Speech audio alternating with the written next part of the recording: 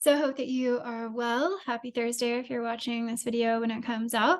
I'm just going to go over the first 2 out of 5 chapters of Infocracy, Byung-Chul Han's one of his recent books. There's already another one that I've pre-ordered called Absence, talking about, I think, philosophy of the Far East. Right now I'm reading his one on Zen Buddhism. This is one of the first books that I finished in 2023. So I thought I would go over some of the quotes that I highlighted and just see what we can talk about. First, I want to start with the back cover because it has a good summary. The tsunami of information unleashed by digitization is threatening to overwhelm us, drowning us in a sea of frenzied communication and disrupting many spheres of social life, including politics.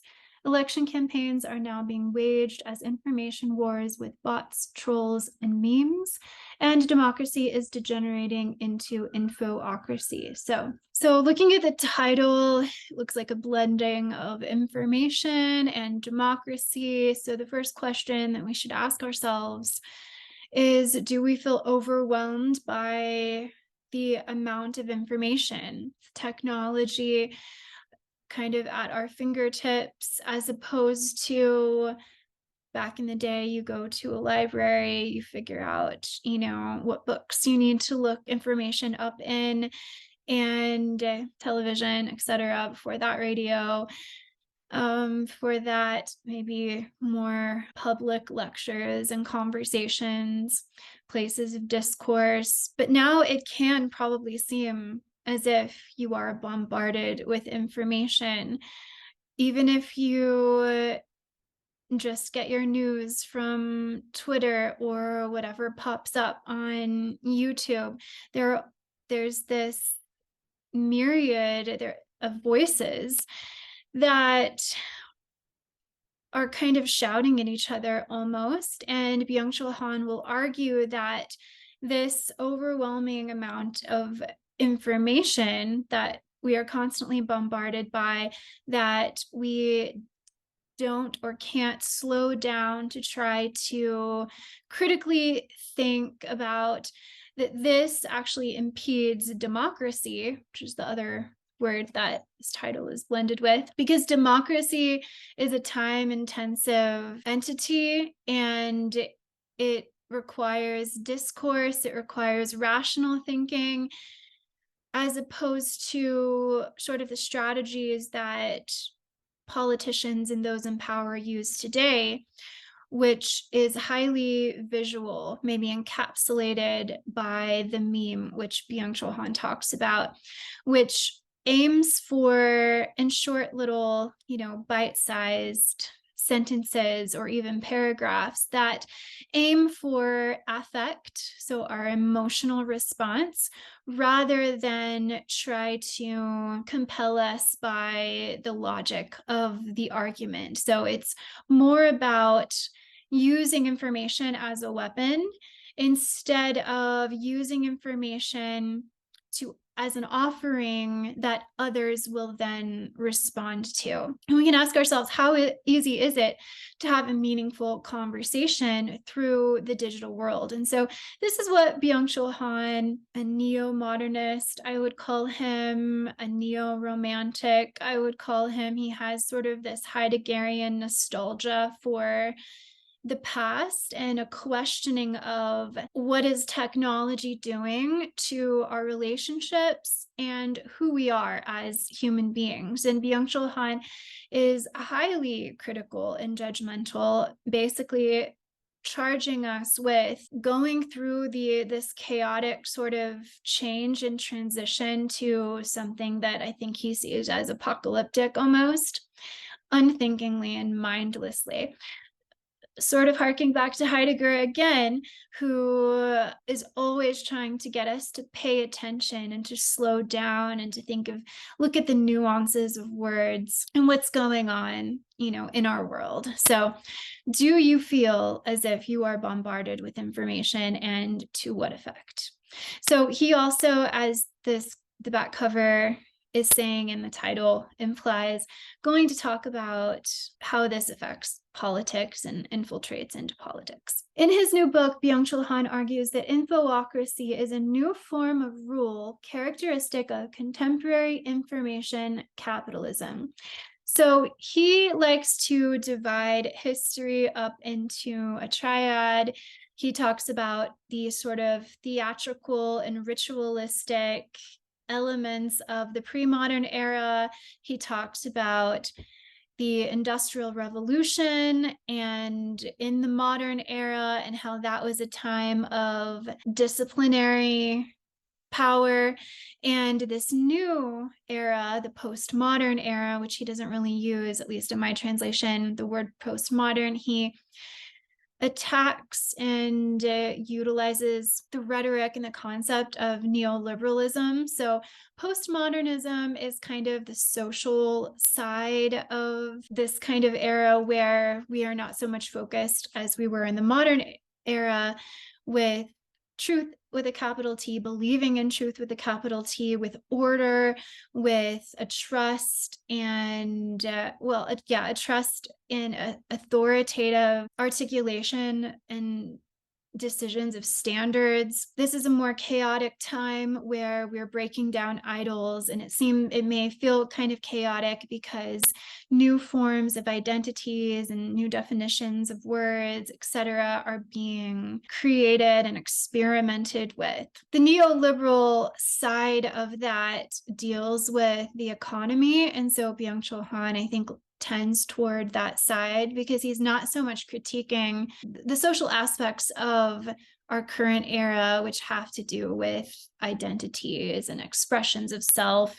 He more is critiquing the economic side, capitalism, and technology, and how technology is used for profit, and how when we are led by and we prioritize profit, everything becomes a commodity, which is not necessarily a new argument or thesis, but everything becomes a commodity. And, we use our scientific progress and advancements for harm instead of good. Whereas the disciplinary regime of industrial capitalism worked with compulsion and repression, this new information regime exploits freedom instead of repressing it. So he's kind of making an argument that power has become very subtle and under the radar, where the average citizen doesn't even go on social media or go on the internet and think, oh, that this comment section is filled with bots, or, we are naive, he would say. We go onto Twitter and we see, oh, those accounts that are being pushed or advertised, or those people who have, the blue check mark or whatever it is, although I think anyone can buy a check mark now, I don't know exactly. Those must be the people and the ideas in power,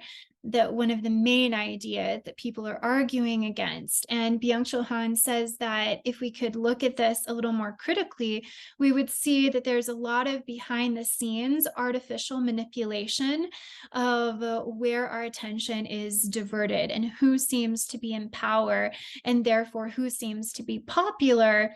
It's really just utilizing the intelligence of the algorithm instead of the intelligence of reason.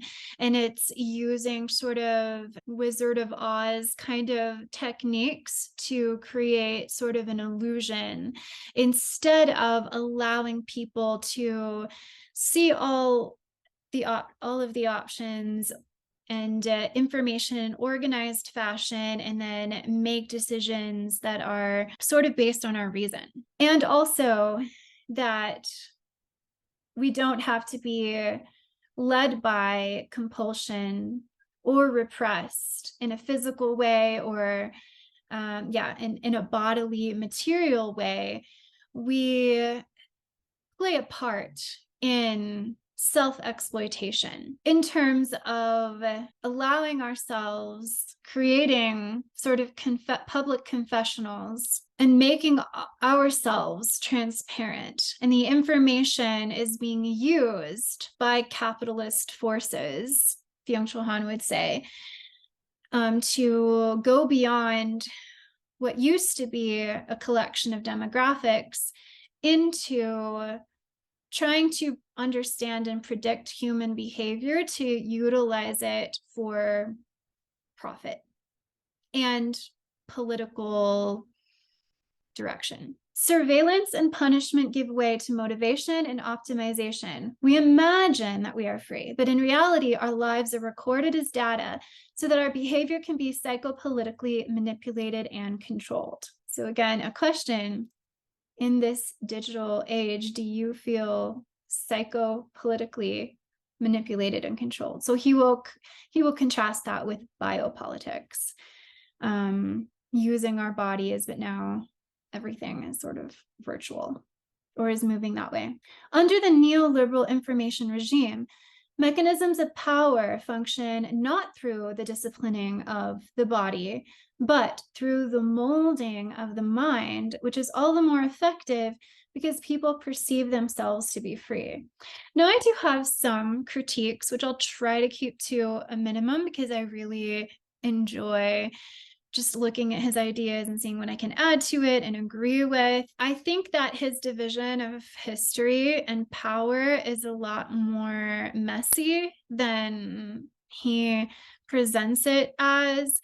I don't necessarily think that we are outside of a kind of power that punishes and rewards, nor are we outside the type of power that tries to mold us through physical material means. I mean, we can all look at the pandemic and quarantine and isolation and businesses getting shut down, which are very material sort of uses of power that affect our bodies. If you are physically isolated and you cannot go out into the public, or just the things about, and I don't want to get super political or whatever, but just thinking about masks, whether you agree or disagree with them or had at any point, it is still a physical manifestation of power. Could be acceptable power, it could be helpful power, but it's still power. It was still saying whether you could go out or you could go into a building or go into a store or restaurant, etc., or not. So it was something that you had to comply with, but it was a move of power. Byung-Chul also thinks that we are more in, because of our technological age, we are more in Huxley's Brave New World, numbing ourselves with various representations of soma rather than Orwell's 1984. He kind of brushes Orwell's 1984 off into the era that is previous to ours, the disciplinary age, the one with coercion and material forces. But again, looking at the pandemic, which is, I think, a good period to look at when you are talking about authority, news, information, power, even manipulation, etc. Lots of people were referencing 1984 and continue to find a connection with our current era and 1984, the possibility of totalitarian regimes, etc. So again, I'm not saying I agree or disagree with any of this, but I'm putting it out there as a manifestation of, or an element of what happened in literature that was discussed. I also, and I think this will be my last sort of criticism that I make, when he talks about this middle era between the pre-modern and our current information age, he references Foucault, and this is maybe a little nitpicky thing, but I think every time he references Foucault, I feel as if he's kind of taken out of context and not sort of presented as understanding the kind of power that can be subtle and so therefore ultimate because we don't see it, we internalize it, and we reproduce it. I think he's a bit reductive on Foucault. Of course, I haven't read Foucault. I've read a lot of Foucault, but like 10 years ago. So I also need to maybe hold that criticism in reserve until maybe I go back and reread Foucault. All right, so that's basically the introduction. So I'm going to go through the first two chapters. So the first chapter is called The Information Regime, and it kind of goes over a little bit of what the back cover mentions. With the term information regime, I refer to a form of domination in which information and its processing by algorithms and artificial intelligence have a decisive influence on social, economic, and political processes. So we have to ask ourselves, how powerful and convincing and manipulating are algorithms and artificial intelligence? Artificial intelligence can do great things, and it is, I would say, or ask, isn't it dangerous? If there is a form, if artificial intelligence is producing, let's say, comments that we find various places in the digital world, and we don't look at them closely enough and we don't perceive them as bots. We perceive them as human beings. And so therefore, what do? We say, oh, humanity is very hateful. Humanity is really contentious. Humanity is not liking this particular channel or this video because look at all the dislikes. Of course, now you can't see the dislikes on YouTube, for instance, but look at all of the, or look at, inversely, look at all the positive comments and reviews on this particular product and this particular brand and company. That gives me confidence that I will take a chance on this, because companies and people can delete comments, they can filter them, but also there can be a great quantity of those comments, positive or negative, that are not even actually people. And so we get a false understanding of who we are and who we are collectively as well. Maybe humanity isn't a bunch of, haters and people who are really contentious. Maybe it's just the bots. So this is what Byung-Chul is suggesting. And concerning algorithms, I think that if you're a content creator, you think and wonder about the algorithm because it's very powerful. It doesn't always matter about the quality of your content. It matters if you, on one hand, it could be a false sort of assumption that secret knowledge is important, the right hashtags, the right thumbnail, the right, whatever trending topic, etc.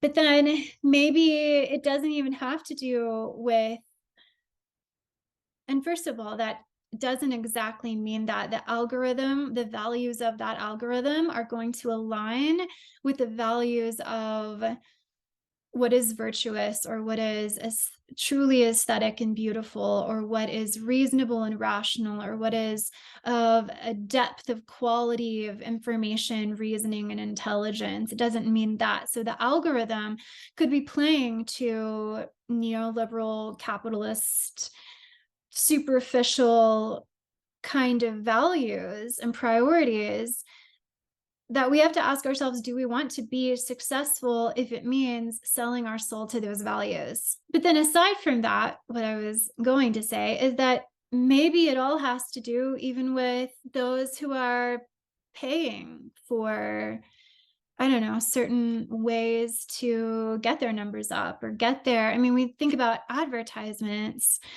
but I think there's a space where there's a point where advertisements become quite problematic. And maybe they're always problematic, but I think there's a point where they become very problematic in terms of paying for those advertisements. And so therefore, those who are privileged economically will have a bigger voice. Has it always been like that? Under a regime, what is exploited is information and data rather than bodies and energies, as is the case under disciplinary regimes. That's the place where I kind of disagree. I don't necessarily think that just because we have a digital world, and even if we all spent all of our time in VR sets, I don't think that that would make our bodies less meaningful or power less interested in bodies and the material. Maybe that's not what he's saying, but it seems like he is. All right, skipping to page 5. The information regime has no need for disciplinary pressure. It does not impose panoptic visibility on people. So he's thinking of Bentham here in the prison. People expose themselves out of an inner need without any external compulsion. People produce themselves, that is, play to the gallery. The French verb produire, that's not right. I'm studying French, but that doesn't seem easy for me to pronounce. Means to present oneself. Where the disciplinary regime imposes visibility, the information regime relies on the fact that people seek to be visible. They voluntarily enter the limelight, whereas the inmates of the disciplinary panopticon try to avoid visibility. The subjects of the information regime actually desire it. So he sees this problematic. This theme is found in many, many of his books and he uses this sort of phenomenon in different ways. I don't think that this is everyone, though. Yes, when you're talking about content creators who have vlogs and, you can see the back of my apartment, people who put themselves out there on the internet, yes, but not everyone does that. I would even argue without, I wouldn't really need to look this up and do some studying, but I would guess, let's say, I don't have the confidence to argue, I would guess or wonder if most people are not pushing transparency, because you have to have a reason and a motivation to do that. And basically, like when I think about my parents, I don't think about them putting themselves out as much as I do in the digital world. And I don't even think it has to do with generations completely. Again, I think it has to do with, not everyone has a YouTube channel. Not everyone has an active Twitter. I don't think Facebook is around, right? I don't know who uses it anymore, but not everyone has that either. So, not everyone has the time and the leisure to communicate with the digital world and be on the digital world and have a profile. The rule of the information regime is hidden because it is fully incorporated into everyday life. It hides behind the friendliness of social media, the convenience of search engines and soothing voices of virtual assistants, and the courteous servility of smart apps. The smartphone is, in fact, an efficient informant that exposes us to the 24/7 surveillance. The smart home turns the whole apartment into a digital prison in which our daily lives are recorded minute by minute. The smart vacuum cleaner may save us from some tedious cleaning, but it also maps our home. The smart bed and its networked sensors. What is a smart bed? All right. Continue the surveillance while we sleep. Surveillance creeps into daily life by a way of convenience. In the digital prison, the smart comfort zone, there is no resistance to the ruling regime. The like prevents any thought of revolution. So he kind of contrasts this with 1984 and Winston, having the TV, the computer in his room that's always watching, the microphones that are always listening. He says that we are not suspicious of our cameras. We're not suspicious or thinking that we're being listened to. Although I think many of us have had the experience that we are talking with a friend on the phone, not searching something on our computer. And the next time we go onto the internet, an ad pops up for like a solution for the problem that we were talking about with our friend. Or am I the only one? I think I've heard this from other people. So, but regardless, you are suggested wherever you go, whether it's Amazon or Netflix or even Google, when you type in search terms, right, then what comes back becomes narrowed, and we have pushed upon us particular products, perhaps, or particular stories, or whatever it is, which may reduce our world. And Byung-Chul Han feels that this is what is happening, and that's why information and the excess of information is an impediment to democracy, because democracy requires that we have a shared knowledge. And if everything's being sort of curated toward the individual, we happen to be quite fragmented. And I think when he talks about friendliness, he's not talking about people. I think he's talking about the fact that we don't put tape or a piece of paper over our laptop camera, or we don't put our tech, wrap it up in a bag and put it in the closet so it can't listen to us. We don't turn off the internet or the Wi-Fi at night. We just kind of let it go and feel that it's innocent. We feel private, we feel safe. So everything seems aesthetically pleasing, the pretty iPhone or, whatever you have. And so that is the friendliness. It seems innocent, but Byung-Chul Han is questioning whether it is or not. The influencers on YouTube and Instagram, that's who he's coming for, have internalized the neoliberal technologies of power. Whether they peddle travel, beauty, or fitness, they constantly invoke freedom, creativity, and authenticity. Their advertisements do not seem annoying, which implies, and I appreciate this, that most people think advertisements are annoying, and that's why we pay to not see them. Because the products are cleverly embedded in the influencer's self-presentation. Whereas people use ad blockers to remove conventional advertisements on YouTube, they intentionally seek out the influencer's ads. Influencers are worshipped as idols, and this gives their presentations a religious character. Influencers claiming to be motivational coaches present themselves as saviors, and their followers, their disciples, take part in the influencers' lives by buying the products the influencers pretend to consume in staged scenes from their everyday life, a kind of digital Eucharist. This paragraph is amazing, actually. I think this is true. I've seen this. I've seen even when an influencer is not saying, hey, I love this, whatever it is, you should buy it too. There doesn't have to be an ad in the content, but people who are posting will comment and say, hey, where is that? Where are those shoes from? Where are those sunglasses from? Where, whatever, they want to get them too. Social media is a church. Like is amen. Sharing is communion. Consumption is salvation. The repetition that influencers use as a dramatic tool does not bore, rather, it gives the whole affair the character of a liturgy. At the same time, influencers present consumer products as means of self-realization. We consume ourselves to death while realizing ourselves to death. Consumption and identity become one.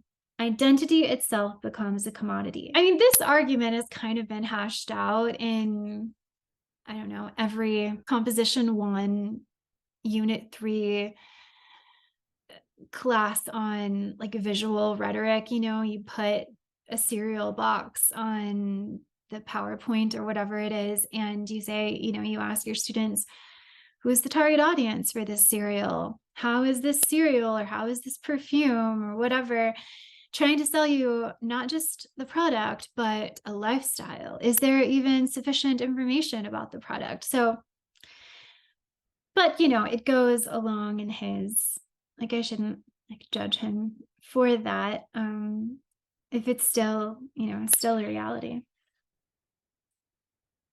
Okay, so we're going to move on to the second chapter, Infocracy. So the titular chapter. I really love this chapter, actually. The first chapter, I have a lot of criticism and questions, counter arguments for. The second chapter, I kind of jived with. The digitalization, let's get the L in there, of the life world progresses inexorably. It is radically changing our perception, our relation to the world, and our communal life. The frenzy of communication and information is stupefying. The tsunami of information is unleashing destructive forces. And so this is what he's trying to argue. It's not innocent. It is actually destructive. So what does he want us to do with technology? How should we relate to it? Where Heidegger in his lectures on technology, I think, gets close to suggesting, or does suggest, what we should do, Byung-Chul, I don't see him doing that, which is fine. It also has taken hold of the world of politics, creating massive fault lines and disruptions in democratic processes. Democracy is degenerating into infocracy. At the beginning of the democratic age, the book was the central medium. And if we're going to wax nostalgic about books and reading, then, I'm going to be there.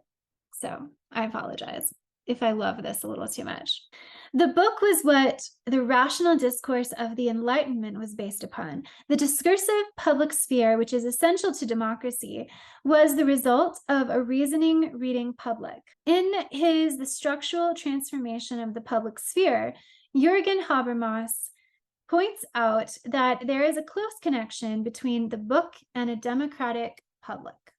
From a reading public that consisted mainly of burghers and town people, and that was larger than the Republic of Scholars, there emerged from the center of the private sphere, so to speak, a comparatively dense network of public communication. Without the printing press, there would have been no Enlightenment, no culture drawing on reason and reasoning. In a book-based culture, public discourse is logically coherent. In a culture dominated by print, public discourse tends to be characterized by a coherent, orderly arrangement of facts and ideas. Maybe because we are all reading the same books. I think a lot of Proust when I hear conversations and perspectives like this, because in the novels of Proust, everyone, or that community that he's looking at, or kind of casting a light upon, they all see the same plays and operas and ballets. They all go to the same museums and talk about the same paintings. They all read, the same books, basically. So when they get together at a dinner party, they have material, shared knowledge on which to draw upon. The political discourse, and I love this, of the 19th century, which was a book culture, was far more expansive and complex than that of today. The famous public debates between the Republican Abraham Lincoln and the Democrat Stephen A. Douglas are a striking example. In one debate in 1854, Douglas first spoke for 3 hours. Lincoln was given 3 hours for his reply, after which Douglas spoke for another hour. Both speakers discussed complex political facts and used equally complex formulations. The audience exhibited extraordinary powers of concentration. For the audience, participation in public discourse was a fixed element of social life. Electronic mass media destroys the rational discourse.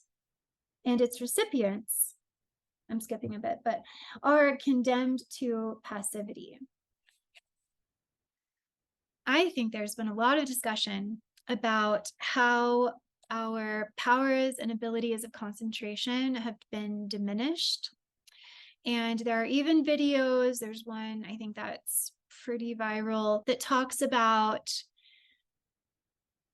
trying to reduce the dopamine hits that one makes through technology and basically try to be bored. Therefore, so that we can become more sensitive to sort of pleasure-seeking activities and rewards. Because what happens is that we come across, say, like these TikToks or whatever, Instagram reels that switch from scene to scene so quickly. Sometimes it's dizzying for me and I can't even watch them, but so quickly, or there's videos out there that are so edited, highly edited. So we're not getting bored. We're constantly hearing a sound or seeing the intrusion of a movie clip or whatever it is. There's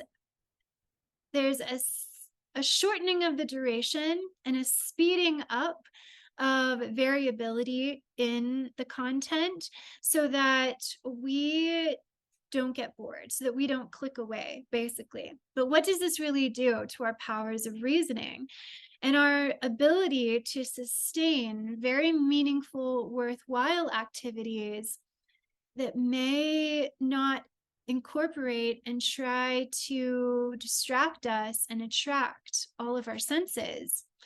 Like sitting down and reading a book quietly.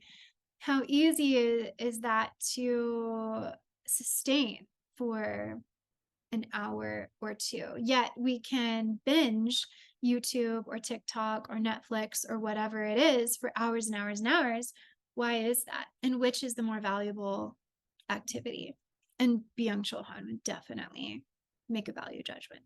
Do you agree? I mean, or is it good? Do you think that, oh, well, that's great that our political, I guess lectures aren't so long, that they are, but the thing is, Byung-Chul would say they're not only shorter. When you have a presidential debate in the US, for instance, they're not only shorter, but now they are just completely empty because it's about a powerful performance, a theatrical, who won the information war, who argued better, not logically or reasonably, rationally, but to our emotional effect. In his book, Amusing Ourselves to Death, the American media theorist Neil Postman shows how infotainment leads to the decay of the power of judgment and plunges democracy into crisis. Democracy becomes telecracy. The highest priority is to provide entertainment, and this also becomes the priority in politics. Efforts at gaining knowledge and being perceptive are removed by the business of distraction. As a consequence, we see a rapid decline of the human power of judgment. The business of distraction represents a clear threat. It makes people immature or keeps them in a state of immaturity, and it corrodes the social foundation of democracy. We amuse ourselves to death. So again, Huxley's Brave New World, everyone's going to the feelies, these, I guess, I don't know if they're movies or live performances, but you are kind of attached, I guess, to like a chair that, I don't know, and maybe attached to wires. I can't remember what was happening. Like good chemicals, I guess, are like coursing through your body, making you passive and numb.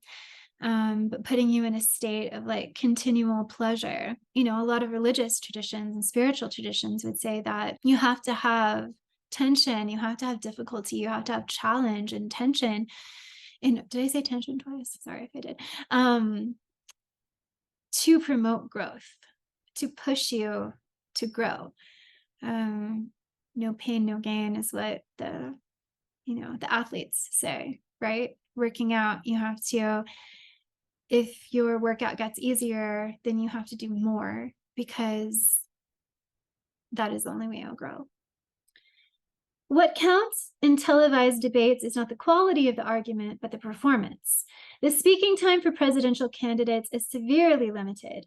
They change the way they speak. The candidate with a better self-presentation wins the election. Discourse degenerates into show business and commercial slogans. Political substance becomes less and less important.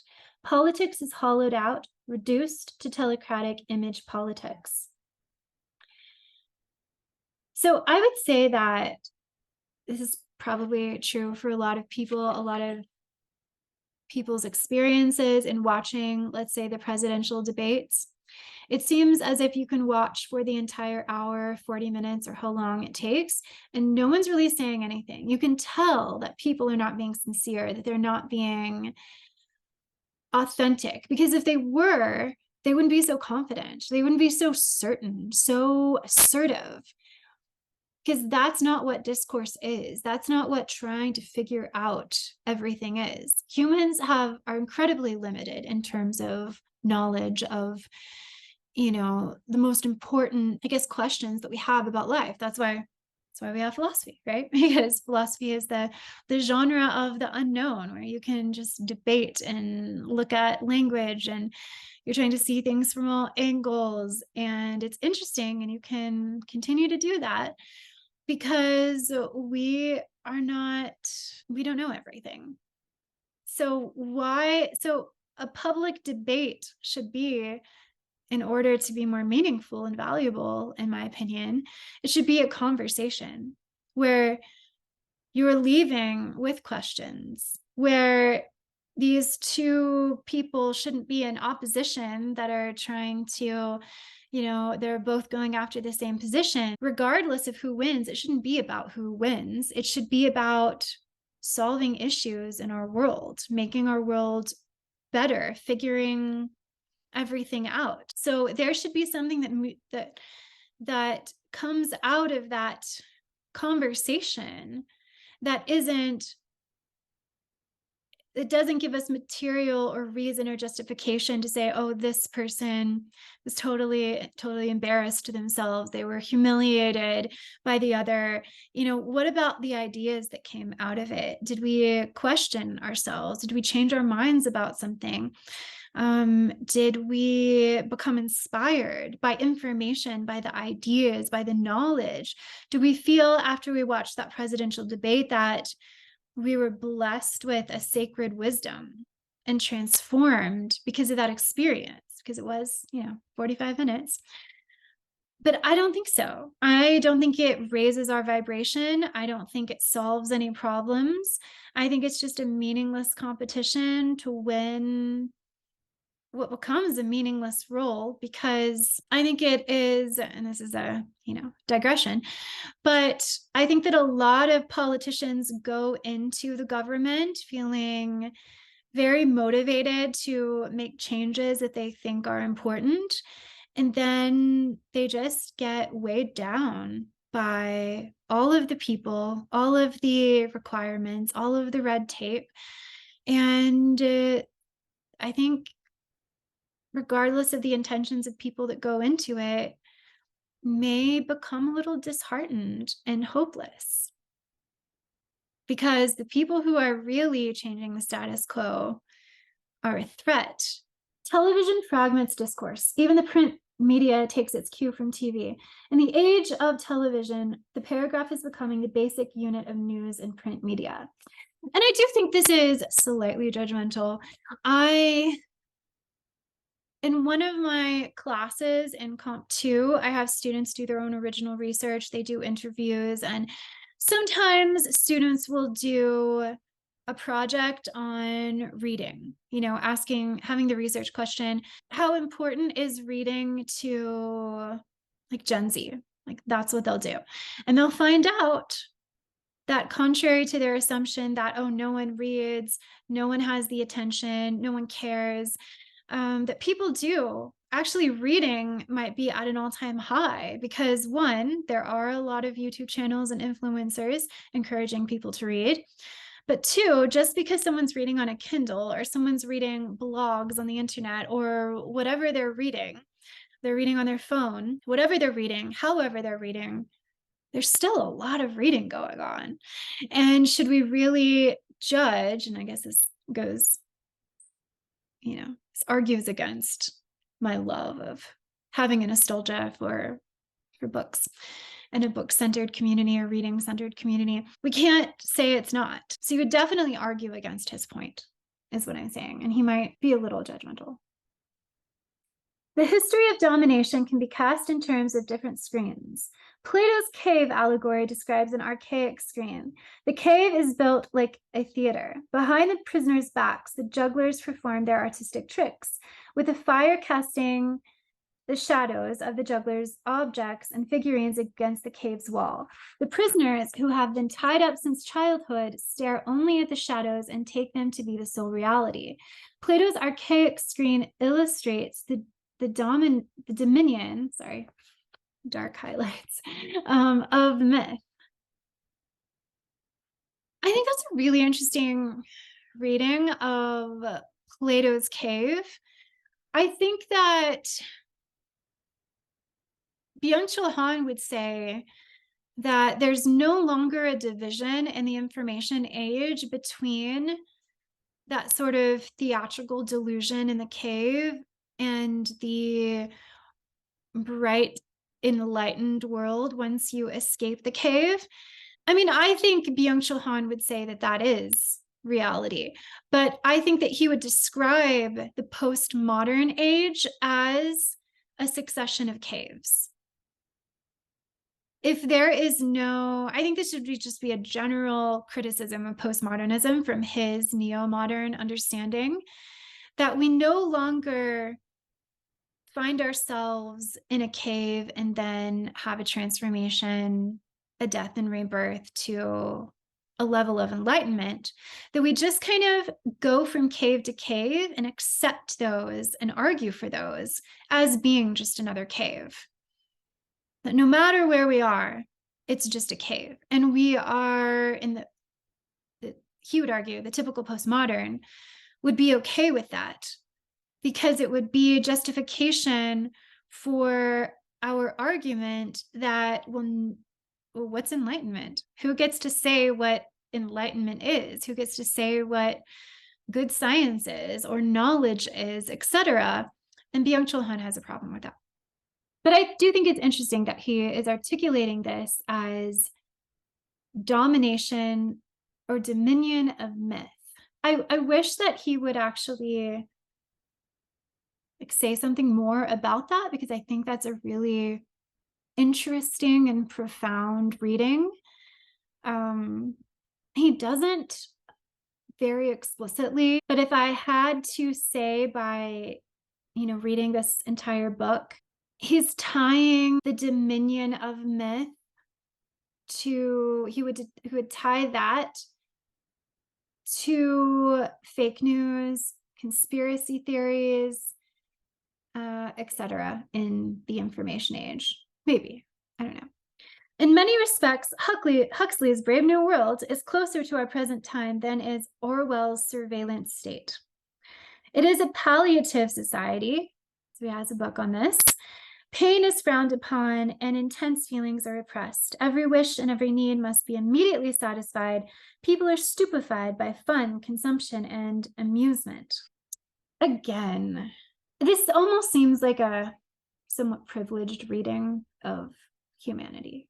I don't know. Their lives are dominated by the compulsion to be happy. The state, the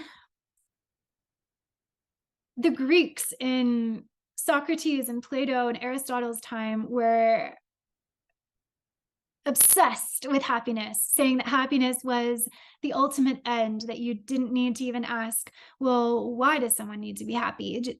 Or, there's nothing beyond happiness. So I don't know if we can critique or judge fairly.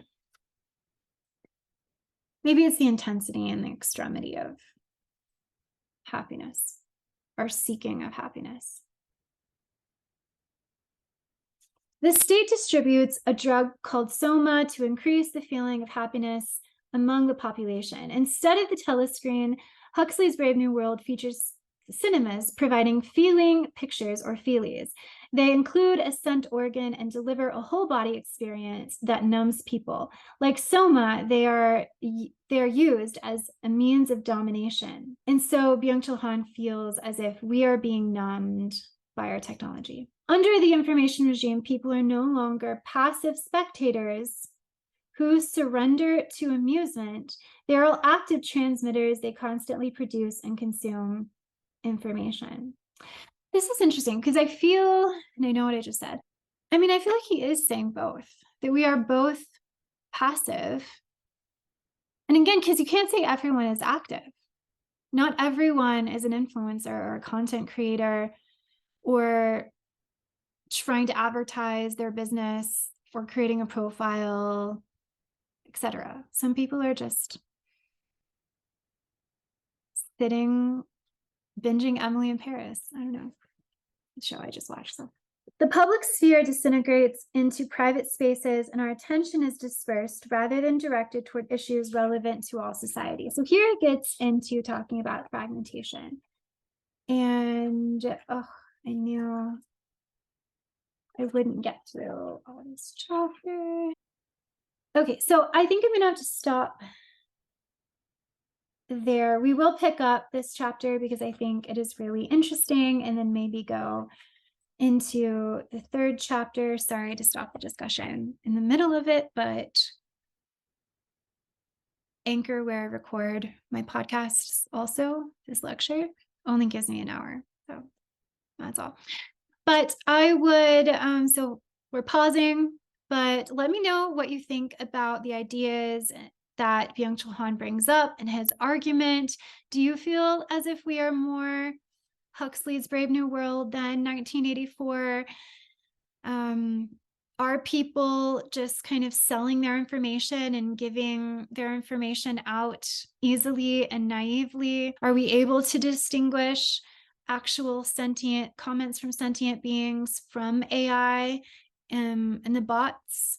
Is the power of the algorithm destroying values and virtues? Do you feel that there is an excess of information out there that is curated to the individual, and so fragmenting society, but at the same time creating private spaces of chaos and frenzy within ourselves as well, and impeding and does all this impede democracy and impede our ability to sustain our attention enough to engage in discourse, which means that there's a dialectic, there's a back and forth, there's the use of rationality. You have to linger, you have to think, you have to pause. It's time intensive.